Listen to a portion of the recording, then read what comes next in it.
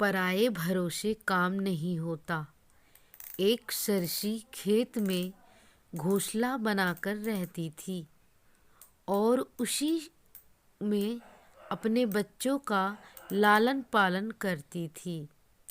जब खेत की फसल पकने पर आई तब सरसी सोचने लगी, अब खेत में कटाई चलेगी, इसलिए यहाँ रहना और बच्चों को रखना ठीक नहीं है।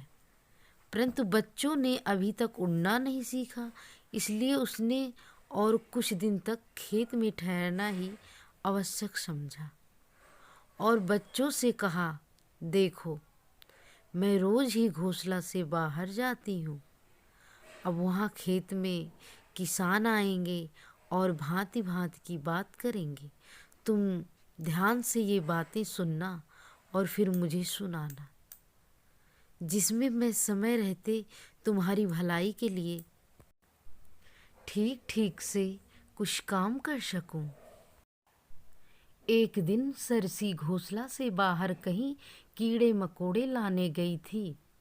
कुछ देर के बाद वहाँ खेत में किसान आया और पौधे देखते ही बोला, अन्न पाक गए हैं, काटने लायक हो गया है।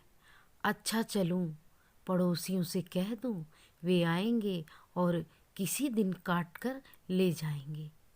जब सरसी लौटकर घोंसले में आई तो बच्चों ने उसे किसान की सुनी बातें ज्यों की त्यों सुना दी।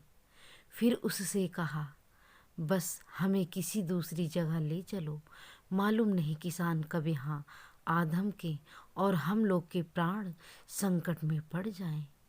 सरसी बोली, जरा भी चिंता करने की यह बात नहीं है। किसान अपने पड़ोसियों के भरोसे हैं, इसलिए अभी खेत कटने में बहुत देर है। पड़ोसी अपने खेत काटेंगे या इसका खेत काटने आ जाएंगे।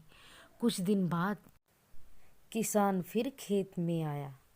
उसने पौधे देखते देखते अन्न तो बिल्कुल पक गया है, परंतु पड़ोसियों ने इसे काटने के लिए अब तक हाथ नहीं लगाया है।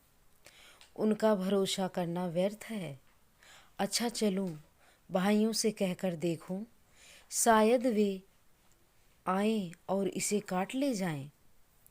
अब शाम को सरसी घोंसले में वापस आई तो बच्चों ने उसे किसान की ये बातें भी ज्यों की त्यों सुना दी।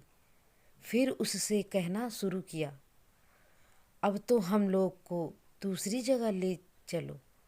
अब किसान के भाई खेत काटने आएंगे और हम लोग के प्राण संकट में डालेंगे। सरसी उसे समझाने लगी, पागल तो नहीं हो गए? चिंता करने की कौन सी बात है? अभी वे अपने खेत काटने में लगे हुए हैं।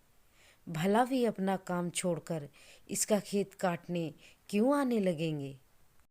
2-3 दिन बाद किसान फिर खेत में आया और पीछे देखते ही कह उठा, अब तो अनाज इस तरह पक गया है कि पौधे से टूट टूट कर झड़ने लगे हैं।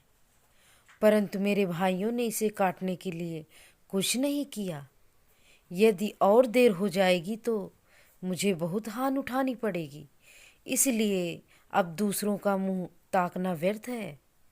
अब मैं अपना ही भरोसा करूँगा और सुबह से ही काटने में भिड़ जाऊँगा। आज भी बच्चों ने सरसी की ये सारी बातें सुनाई। फिर उसने आग्रहपूर्वक कहा, माँ, अब भी दूसरी जगह चलोगी या यहीं रहोगी? हम लोगों के प्राण संकट में डालोगी? सरसी बोली, हाँ, अब चलूँगी।